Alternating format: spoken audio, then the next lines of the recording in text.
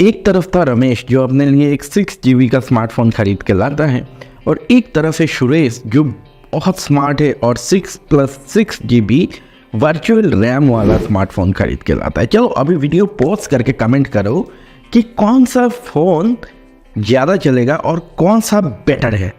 आपके opinion comment में लिखो और हम शुरू करते हैं इस वीडियो को। जानते हैं कि आखिर ये वर्चुअल रैम होने से आपके परफॉर्मेंस में डिवाइस के क्या फ़र्क पड़ता है। तो चलिए शुरू करते हैं इस वीडियो को without any further delay. Let's all the well दोस्तों, तो वीडियो को शुरू करने से पहले एक छोटा सा request, like share and subscribe करना। सब्सक्राइब करके बेल आइकन को प्रेस करके ऑल नोटिफिकेशन अगर आप सिलेक्ट नहीं करोगे तो ऐसे इन्फॉर्मेटिव वीडियोस के नोटिफिकेशन जो अपकमिंग होंगे उनको नहीं पाओगे आप।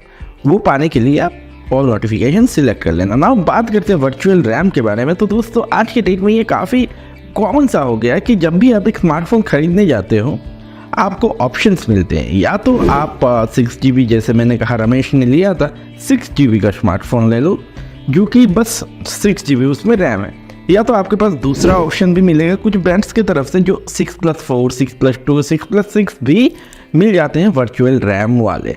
तो यहाँ पे वर्चुअल रैम आखिर है क्या, ये जाने कि वर्चुअल रैम आखिर है क्या, इससे पहले बात करते हैं कि क्यों ऐसा होता है। तो basically virtual RAM is a very simple solution. यहाँ पे मैन्युफैक्चरर्स को कम प्राइस में अगर स्मार्टफोन बेचने हैं तो वर्चुअल रैम जो है वो इजी ऑप्शन बन जाता है। इसकी वजह से जो मैन्युफैक्चरर्स हैं आज के डेट में वर्चुअल रैम की तरफ शिफ्ट कर रहे हैं। तो अगर हम समझना चाहते हैं कि वर्चुअल रैम क्या है, इससे पहले हमें समझना पड़ेगा कि आखिर रैम क्या है। आप सभी जानते हो रैम क्या है, लेकिन फिर भी जो बिगिनर्स है उनके लिए मैं एक्सप्लेन कर देता हूँ कि रैम आखिर है क्या। ना रैम क्या होता है, बेसिकली आपके हार्ड ड्राइव से डेटा को रीड करता है या आपके इंटरनल स्टोरेज से डेटा को रीड करता है, एंड वो बहुत ज़्यादा फास्ट होता है आपके इंटरनल स्टोरेज से, एंड वो वोलाटाइल होता है। जैसे ही आपने पावर को डिस्कनेक्ट किया अपने डिवाइस से, वैसे ही आपका जो रैम में डेटा है वो इरेज हो जाता है। और रैम ऐसे ऐसे डेटा को प्रोग्राम्स के कैप्चर करके रखता है अपने पास जो उस प्रोग्राम को चलाने के लिए इम्पॉर्टेंट है, और जिसमें डिले करने से हो सकता है आपको लोड टाइम में डिले देखने को मिल जाए या फिर परफॉर्मेंस आपका स्लो हो जाए। तो इसकी वजह से रैम जो है बहुत ही तेज होता है, आपके नॉर्मल स्टोरेज से बहुत ही फास्ट होता है, और रैम को यूज़ करके एक्चुअली सारा काम होता है। बाद में जब आपका काम खत्म होता है, जब आप कुछ सेव करने जाते हो या जब आपका एप्लीकेशन कुछ सेव करता है, तब जाके वो हार्ड ड्राइव में जाता है, वरना वो रैम तक ही रह जाता है। चलो तो फिर हम लोगों ने सिंपली समझ लिया कि रैम क्या है। ना समझते हैं वर्चुअल रैम क्या है। तो दोस्तों अब आप इसी फंडे को आप अप्लाई करो कि आपके पास इतना रैम नहीं है लेकिन आप उसको वर्चुअली बना रहे हो।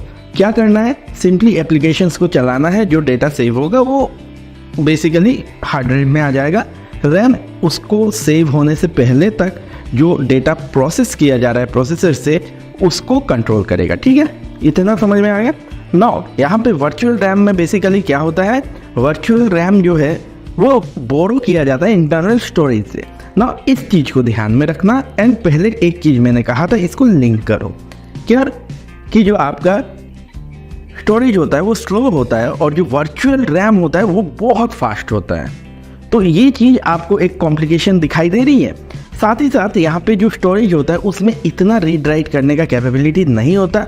वो क्या होता है, वो नॉन वोलाटाइल मेमोरी होता है ना। नॉन वोलाटाइल होने की वजह से उसमें जो राइट होता है वो इरेज नहीं होता सबसे पहली बात, और उसको रियल यूज़ करता है जो आपका डिवाइस है अपने फाइल्स को क्या करने के लिए, स्टोर करने के लिए। जब प्रोग्राम चल रहा है रनिंग में जो डेटा यूटिलाइजेशन होता है, डेटा जो रखा जाता है या फिर कॉल किया जाता है प्रोसेसर से, वो किया जाता है रैम से। रैम कहाँ से रीड करता है, स्टोरेज से। वर्चुअल रैम क्या है, स्टोरेज है। तो बेसिकली क्या है, वर्चुअल रैम स्लो है ना। ये फंडा आपको समझ में आ गया। अब हमें समझना होगा कि एंड्रॉयड कैसे काम करता है। इससे पहले कि हम समझे कि एंड्रॉयड कैसे काम करता है, रैम मैनेजमेंट कैसे करता है, हम एक चीज़ जान लेते हैं कि अलग अलग कंपनीज अलग अलग क्या नाम यूज़ करते हैं अपने वर्चुअल रैम्स के लिए। सैमसंग यूज़ करता है रैम प्लस, इसके अलावा dynamic RAM expansion Realme use करता है, इसके अलावा मेमोरी फ्यूजन यूज़ करता है टेक्नो, इसके अलावा अगर आप कहते हो रैम एक्सपेंशन यूज़ करता है ओप्पो, और सिमिलरली वीवो यूज़ करता है वर्चुअल रैम, सिंपली उसको नाम दिया गया है। ना चलो बात करते हैं तो मेमोरी मैनेजमेंट एंड्रॉयड में काम कैसे करता है। तो एंड्रॉयड से अगर मेमोरी मैनेजमेंट समझना हो, इसके पहले हमें एक कंसेप्ट ध्यान में रखना होगा, ZRAM या फिर ZRAM, जो भी आप कहना चाहते हो। तो अब बेसिकली एंड्रॉयड में क्या होता है, एंड्रॉयड में बैकएंड में जो एप्लीकेशंस चलते हैं वो रैम में ही रहते हैं, और यहाँ पे कुछ तरह के एप्लीकेशंस होते हैं जो रिफ़्रेश जिनको नहीं करना पड़ता बार बार, जिनका मेमोरी रिफ़्रेश नहीं करना पड़ता। फॉर एग्जांपल मैं अगर देता हूँ फेसबुक, तो फेसबुक में क्या होता है, जब आप चलाते हो तब आपको डेटा चाहिए, जब आप बैकग्राउंड में उसको भेज दे रहे हो तब आपको वो डेटा नहीं चाहिए।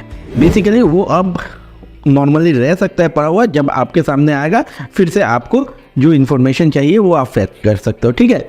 वो अगर आपको नहीं दिख रहा है तो आपको कुछ नहीं चाहिए। लेकिन यहाँ पे एक और एप्लीकेशन होता है जिनको कंटिन्यूअसली रिफ्रेश होना चाहिए, ज़रूरी है।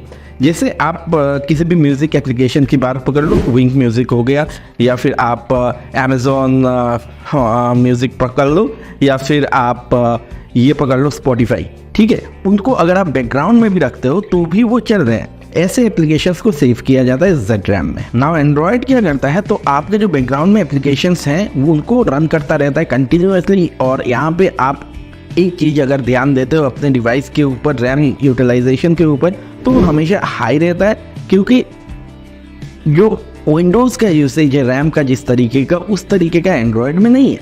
यहाँ पे एंड्रॉयड में ऐप क्लोज तब तक नहीं किए जाते जब तक रैम अवेलेबल है। इसीलिए आप कभी कभी रैम क्लीन भी करते हो ना, सारे प्रोग्राम्स को क्लोज करके, तो जब तक वो क्लोज नहीं होते तब तक वो बैकग्राउंड में रन करते रहेंगे। और अगर रैम फुल हो जाता है तो प्रायोरिटी वाइज चीज़ों को बंद किया जाता है।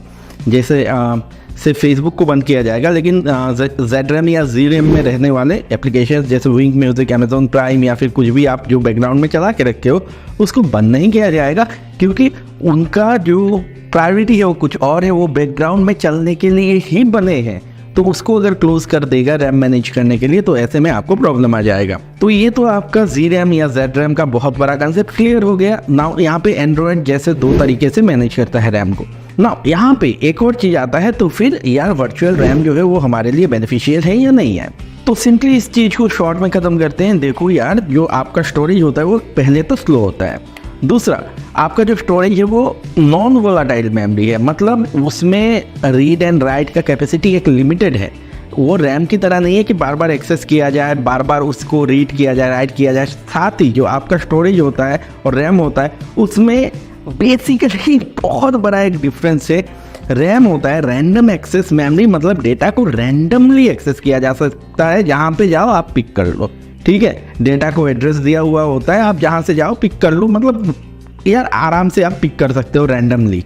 लेकिन जो स्टोरेज होता है वो सीक्वेंशियल स्टोरेज होता है, उसमें आपको सीक्वेंस में पिक करना पड़ता है। तो जिसकी वजह से जब आप डायनामिक रैम यूज़ करते हो या फिर जब आप वर्चुअल रैम यूज़ करते हो जो एलोकेट किया जाता है आपके डिवाइस में, तो क्या होता है, जो रीड किया जाता है डेटा जब उस रैम को, तो आपके हार्ड ड्राइव या स्टोरेज के ऊपर बहुत ज़्यादा प्रेशर आ जाता है।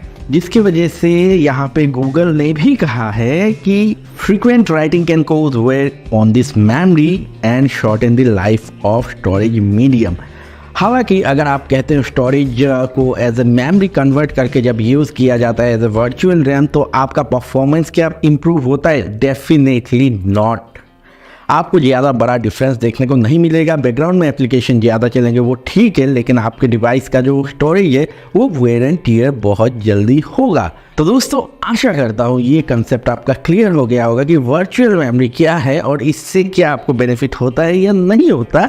अपने ओपिनियंस कमेंट में लिखो। तो इसी के साथ दोस्तों टाइम आ गया है इस वीडियो को ख़त्म करने का। आशा करता हूँ आपको ये वीडियो एंड इन्फॉर्मेशन पसंद आया होगा। अगर पसंद आया तो लाइक करके शेयर कर देना अपने दोस्तों के साथ। अगर अभी तक सब्सक्राइब नहीं किया है तो सब्सक्राइब करके बेल आइकन को प्रेस करके ऑल नोटिफिकेशन सिलेक्ट कर लेना, ताकि ऐसे वीडियोस के नोटिफिकेशन आपको मिलते रहें।